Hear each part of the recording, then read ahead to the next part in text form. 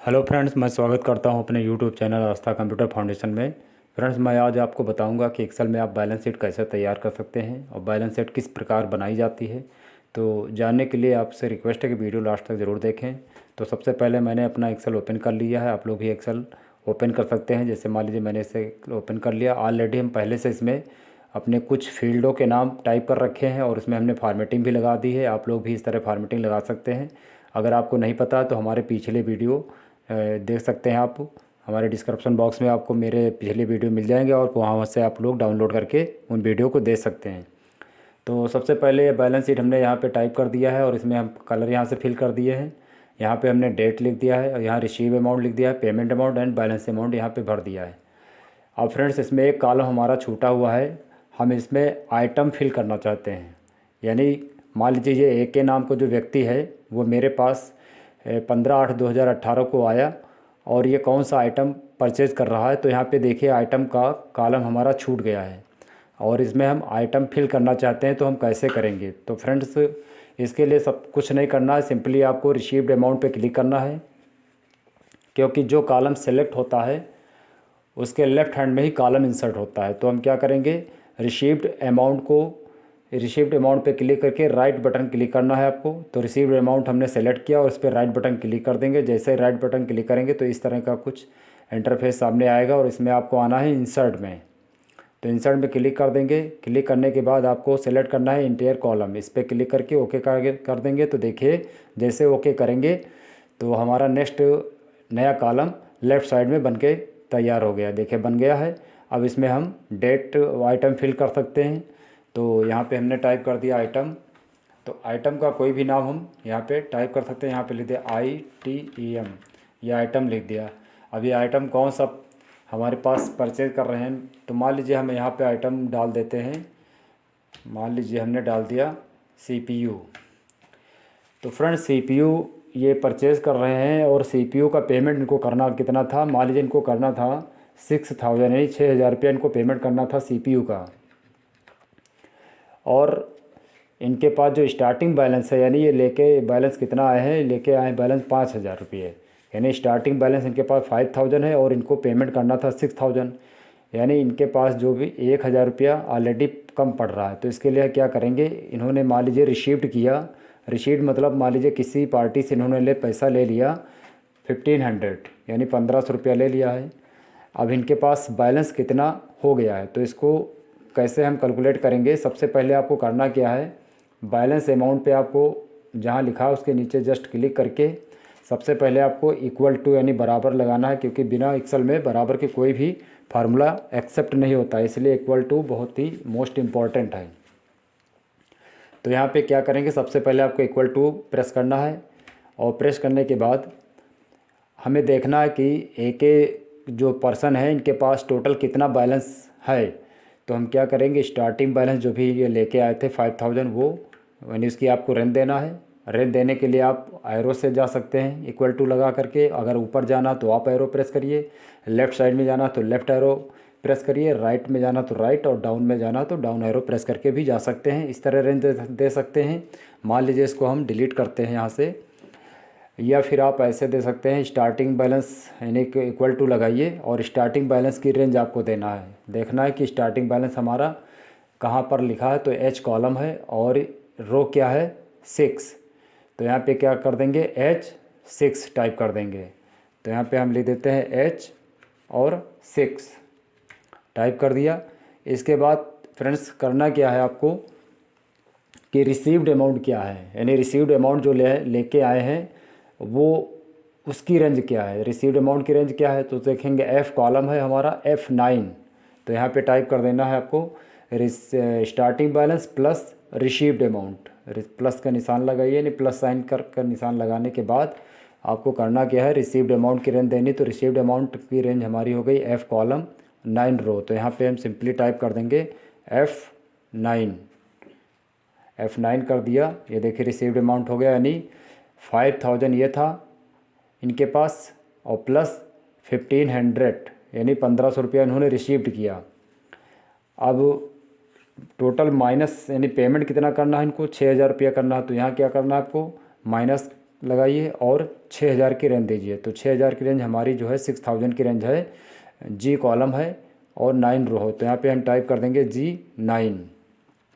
तो यहाँ पे जैसे हम G9 लिखेंगे उसकी रेंज आ जाएगी और सिंपली आपको कर देना है इंटर।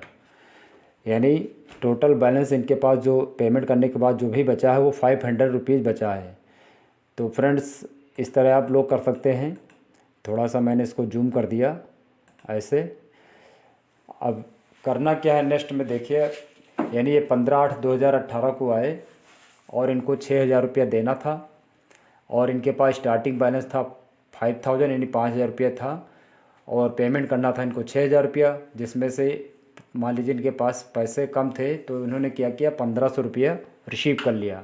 अब इनके पास कितना बैलेंस हो गया, तो हमने फार्मूला यहाँ पे सिंपली लगा दिया है, इक्वल टू स्टार्टिंग बैलेंस, इसके बाद प्लस रिसीव्ड बैलेंस की रेंज दे दी, यानी 5000 ये और 1500 ये, तो टोटल हमारे हो गए 6500 और माइनस पेमेंट कितना करना था 6000 रुपया, इसकी रेंज दे दी और इंटर कर दिया। तो अब इनके पास अब बैलेंस जो वही बचा है प्लस बैलेंस बचा है इनके पास 500। मान लीजिए नेक्स्ट डेट में आए, दूसरा आइटम लिया इन्होंने, मान लीजिए हमने डाल दिया नेक्स्ट अगली डेट, ये डेट फिल कर दी। अब इनको मान लीजिए परचेज़ करना है बुक, हमने आइटम डाल दिया बुक। अब बुक का पेमेंट जो करना था मान चलिए यहाँ पे करना था इनको 700 पेमेंट करना था और बैलेंस इनके पास जो भी बचा है वो 500 बचा है, क्योंकि अब 5000 से कोई मतलब नहीं, क्योंकि अब बैलेंस जो बचा है 500 बचा है। अब यहाँ पे क्या करना है, मान लीजिए 200 रुपया इनके पास कम पड़ रहा है, क्योंकि इनको पेमेंट करना है 700 रुपया और इनके पास बैलेंस कितना है 500 रुपये। तो मान लीजिए इन्होंने 300 रुपया किसी पार्टी से रिसीव कर लिया। अब इनके पास बैलेंस क्या हो गया, तो इसके लिए सबसे पहले आपको बराबर लगाना है। बराबर लगाने के बाद आपको रेंज देनी है करंट बैलेंस फ्रेंड्स हमारा क्या होगा, जो यहाँ पर आपका जो बैलेंस बचा हुआ वो आपका करंट बैलेंस होगा। तो आपको इसकी रेंज देनी है, करंट बैलेंस की रेंज देनी है। तो करंट बैलेंस देने की रेंज देने के लिए आपको एच कॉलम 9 रो आप लोग दे सकते हैं, या फिर आप कीबोर्ड से अपने आप एरो प्रेस करिए, देखिए रेंज आपकी ऑटोमेटिक आ जाएगी। इसके बाद प्लस लगाइए। प्लस लगाने के बाद अब रिसीव्ड कितना किया उन्होंने 300 किया, तो रिसीव्ड अमाउंट की रेंज देना है।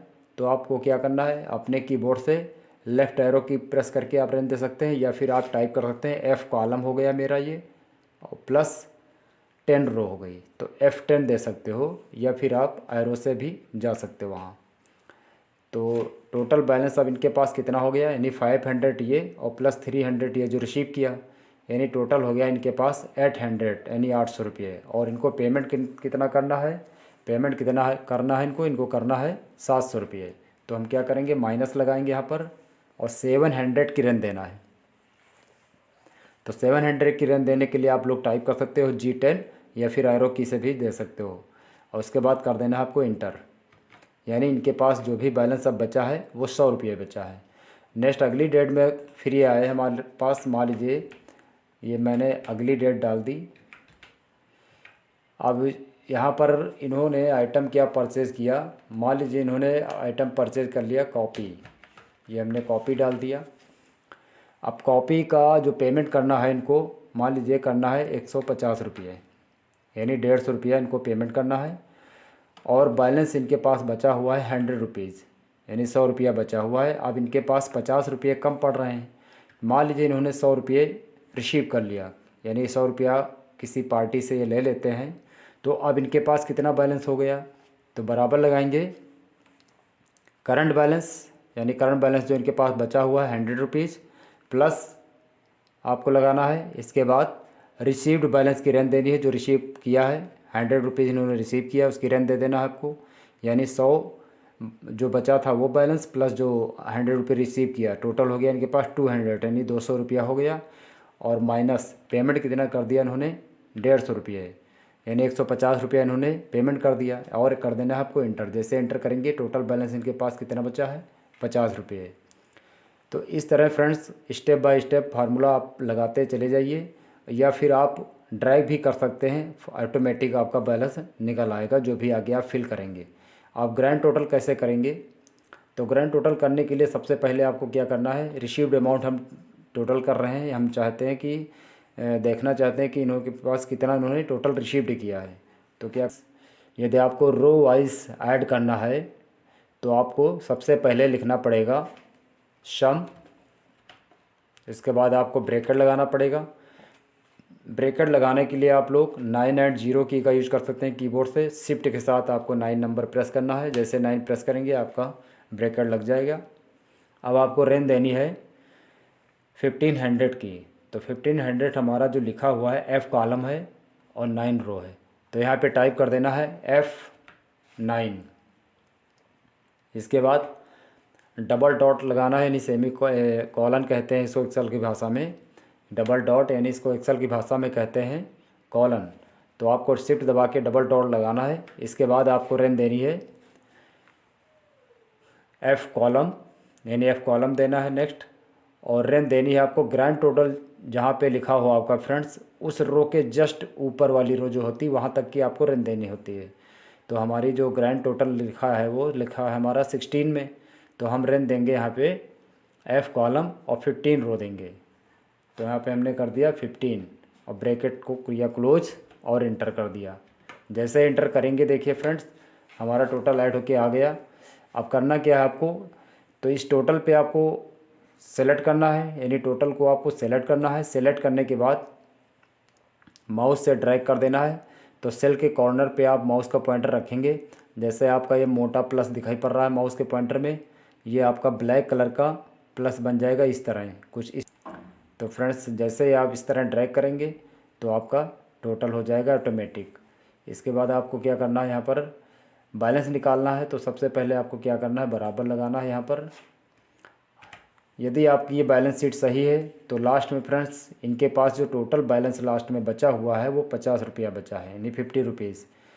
यदि आपका ये सही है तो यहाँ पे आपका जो भी लास्ट में बैलेंस बचेगा वही यहाँ पे आना चाहिए। तो इसके लिए हम क्या करेंगे, सबसे पहले इक्वल टू लगाने के बाद आपको स्टार्टिंग बैलेंस की रेंज देनी है। तो स्टार्टिंग बैलेंस हमारा हो जाएगा आपका H6। तो यहाँ H6 टाइप कर दीजिए, या फिर आप H6 पे क्लिक भी कर सकते हैं या एरो से जा सकते हैं। तो रेंज आ गई। इसके बाद आपको क्या करना है, प्लस लगाना है। टोटल रिसीव्ड इन्होंने कितना किया, 1900 रिसीव किया टोटल। तो 1900 जो रिसीव किया इसकी रेंज देना है आपको। तो रेंज देने के लिए आपको यहाँ पे क्या करना है, F कॉलम है और 16 रो है, तो यहाँ F16 टाइप करिए, या फिर आप यहाँ पे क्लिक भी कर सकते हैं या एरो से जा सकते हैं। तो मान लीजिए हम एरो की के द्वारा चले गए, और इसके बाद आपको क्या करना, माइनस लगाना है। और टोटल पेमेंट इन्होंने कितना किया, यानी टोटल पेमेंट इन्होंने किया 6850 रुपये। अब इसकी रेंज देना है आपको। तो क्या करना है आपको, यहाँ पे क्लिक कर दीजिए या फिर आप एरो से भी जा सकते हैं। तो मान लीजिए मैंने एरो की से प्रेस किया, रेंज आ गए और इंटर कर दिया। देखिए जैसे इंटर करते हैं तो टोटल इनके पास 50 रुपीज़ बचा था, और यहाँ पे देखिए टोटल 50 रुपीज़ आ रहा है। तो इस तरह इनका टोटल कैलकुलेट होके निकल आया फ्रेंड्स। अब इसमें करना क्या है, आपको सेलेक्ट कर लेना है सारा आपको, और सेलेक्ट करने के बाद आपको सेंटर लगा देना है। सेंटर लगाएंगे तो देखिए जो भी वैल्यू है, जो भी टेक्स्ट है, ऑटोमेटिक वो सेंटर में हो गया। देखिए यानी टोटल इनके पास यहाँ पे देखिए हम देख सकते हैं कि 50 रुपया बैलेंस बचा था, वही 50 रुपया यहाँ पे ऑटोमेटिक आ गया है फार्मूले के द्वारा। तो ये आपका मैच नहीं कर रहा है लास्ट वाला बैलेंस और यहाँ पर, तो आपका फार्मूला कहीं ना कहीं गलत है। तो इस तरह फ्रेंड्स आप बैलेंस शीट तैयार कर सकते हैं। तो फ्रेंड्स ये वीडियो अच्छा लगा हो आपको तो इस चैनल को सब्सक्राइब ज़रूर करें। तब तक मिलते हैं नेक्स्ट वीडियो में। जय हिंद, गुड बाय।